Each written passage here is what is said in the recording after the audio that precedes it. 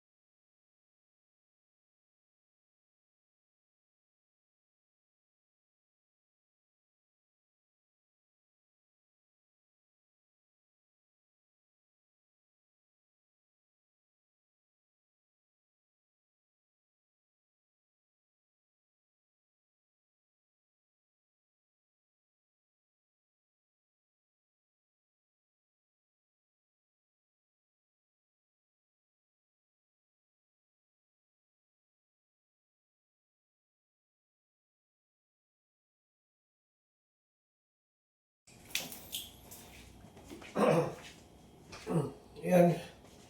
Okay, nahinang na natin, na-testing natin, okay na siya. So, yung plano na natin gumawa ng star, lapit na.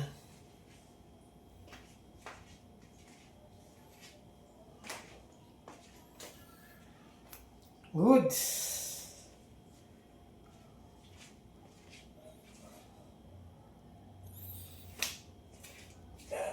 Maraming salamat sa Diyos na gawa natin maayos ang ating project.